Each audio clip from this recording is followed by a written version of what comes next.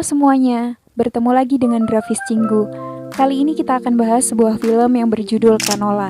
Film ini menceritakan perjuangan nenek menemukan cucunya yang tiba-tiba hilang. Namun setelah menemukan cucunya, nenek menyadari sesuatu. Penasaran dengan apa yang sebenarnya terjadi? Mari kita bahas bersama. Film ini diawali dengan adegan para penyelam yang sedang mencari rumput laut. Seorang gadis kecil tampak berada di pinggir pantai menunggu dan menyemangati neneknya yang sedang bekerja. Lalu nenek mendatangi gadis kecil itu. Gadis ini bernama Lee Heji, sedangkan nenek bernama Hong Ge-chun. Heji melihat lumba-lumba dan bertanya pada neneknya, manakah yang lebih luas, langit atau lautan? Nenek berkata lautan lebih luas. Heji pun bertanya lagi, bagaimana nenek mengetahuinya? Nenek mengatakan bahwa jika kelak Heji dewasa, dia akan mengetahuinya dengan sendirinya. Dan film ini pun dimulai. Malam harinya nenek terbangun mendengar teriakan Heji di kamar mandi yang diganggu oleh Toya, babi peliharaan mereka. Nenek menolongnya dan kembali menidurkan Heji. Nenek tampak sangat mencintai cucunya itu. Esok harinya, Heji kembali menemani nenek ke laut. Saat pulang, Heji yang digendong oleh neneknya meminta turun dan berlari ke sebuah toko alat tulis. Rupanya Heji menginginkan sebuah krayon dan memohon neneknya untuk membelikannya. Awalnya nenek menolak, namun pada akhirnya nenek menerima permintaan Heji dan membayar krayon tersebut dengan seekor belut. Sesampainya di rumah, Heji sangat bahagia dengan krayon barunya. Dia memamerkannya pada Toya dan menggambar dimanapun dan apapun di sekitarnya. Esoknya, nenek mengajak Heji ke makam ayahnya. Heji menceritakan krayon barunya pada ayahnya. Rupanya ayah Heji telah tiada sejak Heji masih bayi, sedangkan ibunya pergi meninggalkannya sejak lama, dan kini Heji hanya memiliki neneknya. Malamnya nenek mengajak Heji segera tidur karena besok pagi-pagi sekali mereka akan ke pasar. Heji yang sedang menggambar pun memasukkan satu krayonnya ke dalam tas agar bisa menyelesaikan gambarnya nanti dan tidur. Besok harinya di pasar, Heji meminta dibelikan sepasang gelang yang disukainya. Lalu mereka pun lanjut berbelanja.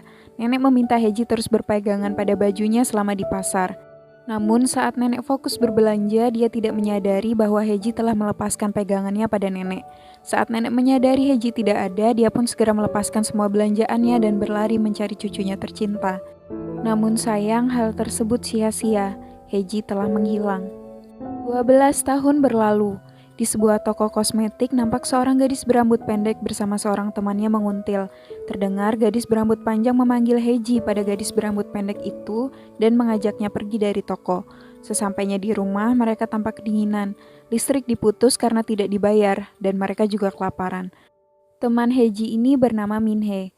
Dia protes karena Heji menggambar dengan pensil alis miliknya. Lalu tiba-tiba dua orang teman lelaki mereka datang dan mengajak mereka keluar. Mereka rupanya pergi ke warnet. Dua lelaki itu bernama Cholhun dan Chonghae. Mereka berhasil menipu seseorang dengan berpura-pura menjadi kupu-kupu malam untuk memeras. Setelah berhasil, mereka memaksa Minhe untuk membantu aksinya. Minhe menolak karena takut. Namun dua temannya itu memaksanya dan menyakitinya. Melihat itu, Heji geram dan terpaksa bersedia menggantikan Minhe. Selanjutnya, Heji pergi ke motel tempat perjanjian dan menemui pria hidung belang yang sebelumnya chat dengan Chonghae dan Cholhun. Di dalam kamar, Heji mengulur waktu dan membuka kunci pintu. Setelah berhasil mengalihkan perhatian pria itu, Heji memberikan kabar lalu Minhe dan Chulhun menerobos masuk dan memvideo lelaki itu. Mereka kemudian mengancam akan menyebarkan video jika lelaki itu tidak membayar mereka. Namun lelaki itu menolak dan mencoba kabur. Cholhun dan Chonghae kemudian memberinya pelajaran, namun tanpa sengaja membenturkannya hingga tidak sadarkan diri. Setelah kejadian itu, mereka yang panik langsung pergi berkemas dan berpencar untuk menghilangkan jejak. Heji yang tidak memiliki tempat untuk dituju duduk di bangunan pinggir jalan. Minhe mendatanginya dan membawakannya makanan. Mereka pun makan bersama, hingga tiba-tiba Minhe melihat iklan orang hilang pada kotak minumannya. Minhe mengatakan bahwa gadis yang hilang itu memiliki nama yang sama dengan Heji, namun marganya Lee. Heji menatap iklan yang sama pada minuman miliknya juga dan hanya terdiam. Wajahnya tampak sedih. Sementara itu, keadaan nenek saat ini sudah semakin tua. Sepulang mencari tanaman, dia menatap poster pencarian cucunya yang sudah terkelupas dan usang. Ketika di rumah, seseorang datang dan membujuk nenek menjual rumahnya yang sudah tua itu. Namun nenek terus menolak dan mengusirnya. Saat di pantai, tetangganya yang bernama Sukho meminta nenek mempertimbangkan kembali menjual rumahnya, agar dia memiliki hunian yang lebih layak. Namun nenek takut Heji nanti pulang dan mencarinya di rumah itu, sehingga dia menolak pindah. Di laut tampak lumba-lumba melintas. Nenek segera berdoa penuh harap, memohon agar cucunya bisa segera kembali. Lalu Sukho mengatakan andai lumba-lumba bisa mengabulkan doa, pasti dirinya sudah kaya raya sekarang. Namun tiba-tiba Sukho mendapatkan telepon dan tampak tidak percaya dengan apa yang didengarnya. Rupanya telepon itu mengabari bahwa Heji telah ditemukan. Sukho dan istrinya Myong-ok bergegas mengantarkan nenek ke lembaga terkait untuk menemui Heji. Nenek tampak sudah sangat tidak sabar menemui cucunya.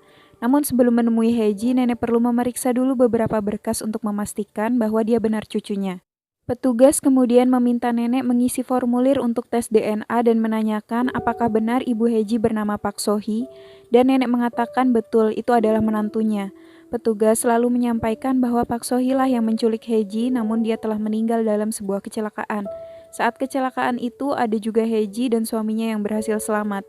Namun suami Pak Sohee menolak untuk mengasuh Heji dan meninggalkannya di panti asuhan. Rupanya selama ini Heji tinggal di panti asuhan. Pengecekan berkas pun selesai dan petugas segera menjemput Heji. Nenek terlihat sangat tegang. Beberapa saat kemudian Heji dibawa masuk. Mata nenek berbinar melihat Heji dan segera mendatanginya. Nenek pun menangis dan menyentuh wajah Heji. Heji bahkan masih memakai gelang yang dibelikan nenek di pasar saat itu. Pertemuan pun berlangsung sangat mengharukan. Mereka kemudian berfoto bersama. Di rumah, semua orang bersiap membuat pesta penyambutan. Heji mencoba membantu, namun nenek memintanya untuk masuk dan beristirahat saja. Heji pun masuk ke kamar dan melihat krayon miliknya dulu. Rupanya Heji masih menyimpan krayon kuning yang sempat dibawanya di tas sebelum menghilang dan mengembalikannya pada tempatnya. Nenek tiba-tiba masuk dan terkejut Heji masih mengingat krayonnya. Nenek juga mengatakan, mulai saat ini mereka akan hidup bahagia bersama. Malamnya pesta diadakan bersama para tetangga. Mereka membicarakan tentang masa kecil Heji dan babi peliharaan mereka di masa lalu. Heji pun masih mengingat nama babinya Toya. Besok harinya nenek mengajak Heji ke pasar untuk berbelanja baju, pakaian dalam, bahkan juga seragam karena Heji akan bersekolah di sana. Nenek sangat terharu melihat cucunya kini telah tumbuh dewasa. Setelah dari pasar, Heji menelpon Min-hee dari telepon umum. Min-hee mengabari bahwa syukurlah pria yang dihajar di motel saat itu tidak meninggal. Namun pihak motel mencoba memeras mereka dan mengancam melapor polisi. Sehingga Min-hee meminta Heji untuk tetap tinggal di sana saja agar aman. Dan telepon pun terputus. Setelah menelpon, Heji berjalan pulang dan ditegur seorang lelaki bernama Han. Ternyata Han adalah teman masa kecil Heji. Namun Heji nampaknya tidak terlalu mengingatnya dan mengacuhkannya. Han menawarkan memberikan tumpangan pulang dengan sepedanya. Heji menerimanya dan mereka pun berboncengan melewati tepi pantai dan melihat para penyelam. Han menjelaskan bahwa nenek Heji juga seorang penyelam. Keesokan harinya, Heji akhirnya masuk sekolah dan guru memintanya memperkenalkan diri. Heji terdengar dingin dan arogan, tampak ada Han juga di situ. Mereka rupanya menjadi teman sekelas. Memasuki kelas seni, guru meminta murid-murid untuk menggambar dengan topik bebas.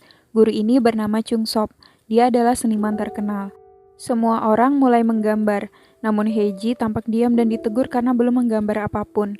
Heji mengatakan tidak tahu harus menggambar apa dan meminta keluar dari kelas. Semua orang terkejut melihat perilaku Heji dan termasuk juga Han. Lalu guru mengatakan bahwa Heji tidak boleh pulang sampai dia selesai menggambar. Hari telah sore, Heji belum juga menggambar apapun. Guru Chung Sop akhirnya menyerah dan menyuruhnya pulang saja. Saat Heji berdiri ingin pulang, tas kecilnya yang berisi make up terjatuh dan lipstiknya terlempar keluar. Kemudian Heji mengambilnya dan mulai mencoret di kertas. Malamnya, guru Chung Sop terkejut Heji belum juga pulang. Heji berdiri dan berkata sudah selesai menggambar, kemudian pergi. Terlihat Han masih menunggunya di depan kelas. Ketika melihat hasil gambar Heji, guru Chung Sop kembali terkejut karena hasilnya sangat cantik dan digambar hanya menggunakan lipstik dan maskara. Di rumah, nenek sudah menunggu Heji dengan cemas. Syukurlah Han mengantarkannya sampai rumah. Nenek sudah menyiapkan makanan dan mereka berdua pun makan malam bersama. Nenek bahkan menyuapi Heji dan menunjukkan cintanya yang begitu besar pada cucunya itu. Esok harinya sambil berolahraga, nenek mengobrol dengan Myong-ok tentang rencananya untuk menjual rumah, agar bisa membeli apartemen yang lebih layak baginya dan Heji. Nenek ingin Heji bisa lebih nyaman tinggal bersamanya. Sementara itu di sekolah, guru Chung Sop mengajak Heji untuk bergabung dengan klub melukis, mengingat Heji dinilai memiliki potensi jika diasah dengan baik. Heji pun mulai menggambar. Namun guru Chungsop menegur Heji karena gambarnya tidak sesuai instruksi. Heji marah dan ingin berhenti saja, namun akhirnya dia kembali lagi karena tidak ingin belajar di kelas. Di rumah, Heji mulai mempelajari berbagai referensi lukisan, sementara nenek menemui makelar yang ingin membeli rumahnya. Nenek rupanya mantap, benar-benar ingin pindah demi Heji. Hari selanjutnya di sekolah, Heji kembali belajar melukis. Guru Chungsop memberikannya beberapa trik melukis dengan memperhatikan cahaya. Saat pulang, Han memanggil Heji dan mengajaknya ke tempat rahasia di mana dia menyimpan kontak musik dan mendengarkan lagu bersama. Tiba-tiba handphone Han berbunyi. Heji baru menyadari Han rupanya memiliki handphone dan meminjamnya untuk menelpon Minhe. Sementara itu, Minhe rupanya sedang bersama dengan Chulhon dan Chunghae. Mendengar Minhe menerima telepon dari Heji, mereka merebutnya dan mengancam Heji untuk memberikan uang pada mereka dengan menjadikan Minhe sebagai taruhannya. Setelah menutup telepon, Minhe tampak gelisah dan bingung. Han yang melihatnya merasa penasaran dengan apa yang sebenarnya terjadi. Di rumah, beberapa orang datang dan melapor pada nenek bahwa mereka melihat Heji berperilaku dan berpakaian tidak pantas. Bahkan dia juga menyebat. Meskipun begitu, nenek tetap membela cucunya itu. Kembali ke sekolah, Heji kembali ditegur gurunya karena gambarnya yang terkesan sembrono dan mudah sekali menyerah. Guru Chungsop mengatakan bahwa selama ini nenek selalu mendatanginya dan memohon padanya untuk mengajari Heji, hingga membawakannya banyak sekali bahan makanan. Maka dari itulah dia bersemangat mengajari Heji. Mendengar itu Heji terkejut dan tidak menyangka bahwa nenek sangat memperhatikannya. Di hari libur, semua orang berkumpul pada acara persembahan untuk Dewa Lautan. Namun Heji kabur dari acara dan berlari ke rumah. Di rumah, Heji mencuri buku tabungan nenek dan segera pergi ke ATM. Dia ingin menggunakan uang itu untuk membantu Minhe, namun hatinya ragu dan akhirnya mengurungkan niatnya itu. Sementara di rumah, nenek menyadari tabungannya hilang dan memanggil polisi. Namun polisi tidak menemukan tanda-tanda penyelundupan. Saat Heji pulang, polisi sempat bertanya dan membuatnya gugup. Heji kemudian segera masuk dan mencoba mengembalikan buku tabungan. Namun Suko tiba-tiba memergokinya dan seketika curiga, meskipun Heji mencoba untuk ngeles. Setelah kejadian itu, Sukho mengingatkan nenek agar dia bisa lebih waspada pada Heji dan segera mengganti password rekeningnya. Nenek tidak mengerti kenapa dia harus waspada pada cucunya sendiri. Heji yang mendengar perbincangan itu kemudian pergi untuk menenangkan dirinya. Di pinggir pantai, Heji menyebat. Tanpa disadari, nenek mengikutinya. Heji kaget dan segera ingin memadamkan sebatnya. Namun nenek justru ikut bergabung menyebat bersamanya. Nenek bertanya, manakah yang lebih luas, langit atau lautan? Heji berkata langit. Nenek mengatakan Heji kini telah dewasa. Nenek memberitahu Heji bahwa Heji bisa melakukan apapun, dan biarlah nenek yang akan mengurus segalanya untuknya. Heji hanya bisa terdiam menatap nenek. Esoknya di sekolah, Heji merenung dan bertanya pada gurunya, apakah lukisan bisa mengungkapkan perasaan? Heji nampaknya kini tergerak ingin serius belajar melukis karena nenek. Hari selanjutnya, Heji pergi bersama guru Chungsop untuk belajar melukis dengan lebih serius. Lukisannya semakin membaik. Pulangnya dia melihat neneknya termenung sendiri dan mendatanginya. Nenek mengatakan dia akan menyelam dan Heji ingin ikut bersamanya. Namun nenek melarangnya karena berbahaya. Pada akhirnya nenek luluh dengan rayuan Heji dan mereka pun menyelam dan menikmati indahnya laut bersama. Selanjutnya Heji menunjukkan hasil lukisan barunya pada guru Chungsop. Beliau tampak terkejut karena lukisan Heji sangat bagus dan tulus, sehingga dia meminta Heji ikut kontes melukis. Heji terharu karena dipuji dan bersedia ikut kontes tersebut. Pulang sekolah, Han ingin bertanya sesuatu pada Heji, namun dia ragu. Tiba-tiba seseorang memanggil Heji dan membuat Heji sangat terkejut. Dia kemudian menyuruh Han pergi duluan dan meninggalkannya. Kemudian Heji berbicara berdua dengan lelaki itu. Lelaki itu meminta uang pada Heji dan menyuruhnya mengambil uang neneknya. Heji marah besar, namun lelaki itu mengancam akan mendatangi neneknya jika Heji menolak. Mendengar itu, Heji semakin marah, namun tidak memiliki pilihan lain dan tidak kuasa menahan tangisnya. Malamnya, seperti biasa, Heji makan bersama nenek lalu pergi tidur. Saat nenek terlelap, Heji menyelimuti neneknya dengan penuh cinta. Saat nenek telah bangun, Heji berpura-pura masih tidur dan menangis dalam senyap. Setelah itu paginya, nenek mengantarkan Heji ke stasiun untuk pergi mengikuti kontes melukis yang sebelumnya disampaikan gurunya. Nenek berkata sebenarnya tidak sanggup berpisah dengan Heji walau sehari dan menitipkan Heji pada guru Chungsop. Mereka pun berpisah. Di dekat tempat lomba, Heji diam-diam menemui lelaki yang sebelumnya menemuinya dan memberikan uang yang dimintanya. Heji mencurinya dari rumah. Lelaki itu lalu berkata bahwa dia ayah Heji, dan Heji segera memotong pembicaraan mereka dan memintanya pergi. Apa yang sebenarnya terjadi? Benarkah lelaki ini ayahnya Heji?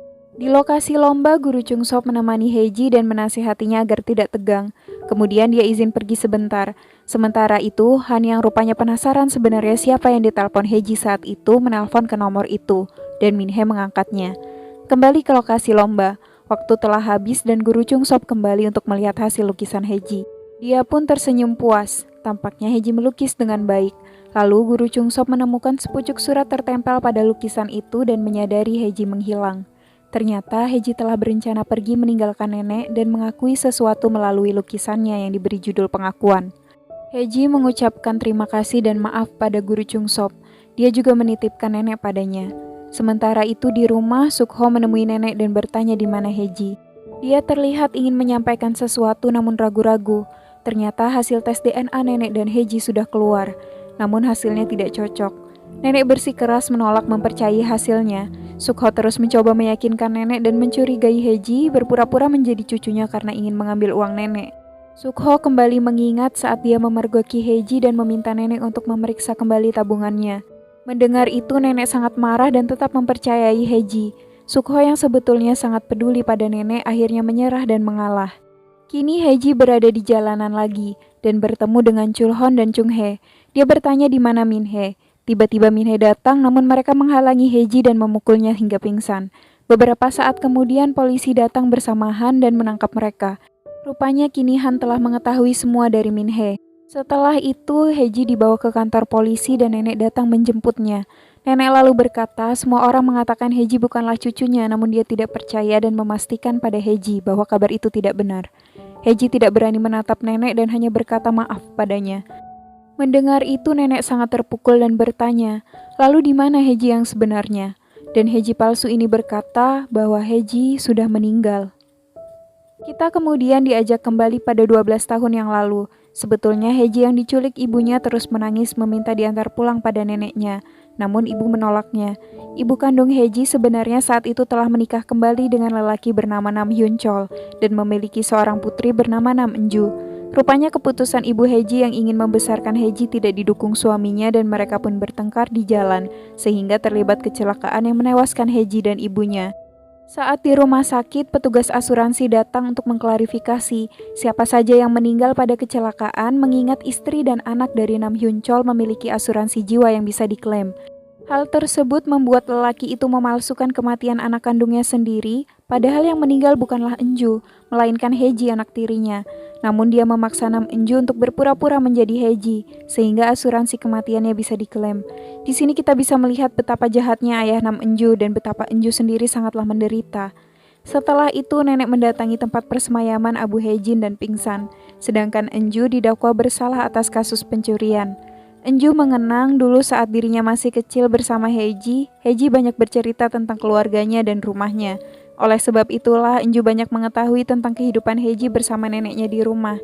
Heji juga memberikan krayon yang dibawanya saat diculik kepada Enju. Setelah semua kejadian itu, nenek kembali sendirian di rumahnya dan mulai berhalusinasi mengenai Heji cucunya yang telah tiada. Tiba-tiba Guru Chung Sop datang dan mengantarkan hasil lukisan Enju yang memenangkan lomba saat itu. Nenek mengabaikannya, namun Guru Chung Sop tetap memohon nenek menerimanya dan meninggalkan lukisan itu. Saat nenek membukanya, terlihat lukisan indah Enju yang menggambarkan nenek berenang bersama dua gadis kecil. Lukisan berjudul pengakuan itu menggambarkan nenek bersama Heji dan Enju. Secara tidak langsung, Enju mengakui bahwa dirinya bukanlah Heji, namun dia bahagia bersama nenek. Melihat itu nenek menangis terharu. Beberapa waktu kemudian, Heji kini telah dibebaskan dari penjara. Dia menjalani hidup yang normal dan bekerja sambilan sebagai kasir. Tiba-tiba Sukho datang menemuinya. Dia meminta maaf mengganggu Enju dan memberi kabar bahwa nenek sudah menghilang selama seminggu. Sudah cukup lama rupanya nenek tinggal di panti jompo sendiri. Nenek menolak merepotkan Sukho dan tidak ingin mengabari Enju. Mendengar itu Enju sangat sedih dan memutuskan mulai mencari nenek di pasar di mana Heji hilang saat dulu. Banyak orang tidak melihatnya, bahkan tidak peduli.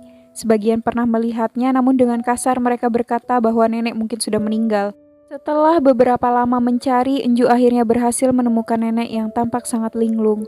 Tubuhnya kotor dan lusuh, bahkan nenek juga sulit mengenali orang lain. Saat menatap Enju, nenek memanggilnya Heji dan Enju memutuskan dia ingin merawat nenek dan berperan sebagai Heji. Setelah kejadian itu, dengan pertolongan beberapa pihak, akhirnya mereka diizinkan tinggal kembali di rumah lama nenek yang sudah dijual. Semua orang pun bekerja sama untuk memperbaiki rumah yang keadaannya terbengkalai lama. Setelah semua bersih, Enju membawa nenek lagi ke sana untuk tinggal. Keadaan nenek saat ini sangatlah buruk. Kadang nenek ingat pada orang-orang di sekitarnya, namun lebih sering nenek lupa. Musim dingin kini telah datang dan salju mulai turun. Enju kini hanya berdua dengan nenek dan merawatnya. Mereka selalu menghabiskan waktu bersama. Namun keadaan nenek sekarang semakin memburuk dan tidak bisa mengingat apapun. Suatu malam setelah mengantarkan nenek tidur, Enju duduk dan menyalakan radio di dekatnya. Tiba-tiba terdengar suara rekaman nenek.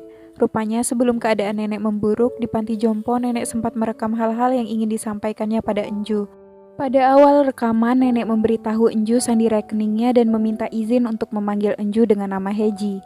Lalu nenek mengungkapkan sebuah pengakuan, bahwa sejujurnya nenek sudah tahu bahwa Enju bukanlah Heji, namun nenek menolak mengakuinya. Nenek dulu berpikir alangkah lebih baik jika meninggalkan dunia ini tanpa menyadari Enju bukanlah Heji. Namun kini nenek sadar Enju juga cucunya, karena menjadi keluarga tidak selalu harus sedarah. Bagi nenek, Enju adalah cucunya dan menasehatinya agar menjalani hidup dengan lebih baik. Nenek juga berterima kasih karena Enju telah mewarnai hari-harinya yang begitu berat dan berkata tidak ingin meninggalkan Enju. Mendengar itu, Enju hanya bisa menangis dan meminta maaf pada nenek. Beberapa waktu kembali berlalu. Kini musim telah berganti dan nenek dirawat di rumah sakit. Enju melukis bunga kanola untuk nenek. Nenek memanggil Enju dan berkata sudah saatnya nenek bertemu dengan Heji yang sudah lama dinantinya. Nenek berpesan agar Enju dapat menjalani hidupnya dengan baik dan sekali lagi berterima kasih karena Enju telah menjadi cucunya. Begitulah nenek pergi meninggalkan Enju untuk selamanya. Pada akhirnya penantian panjang nenek untuk bertemu dengan Heji terwujud. Di Taman Bunga Kanola, nenek menyambut cucunya Heji dan menciumnya dengan penuh cinta. Dan begitulah kisah ini berakhir.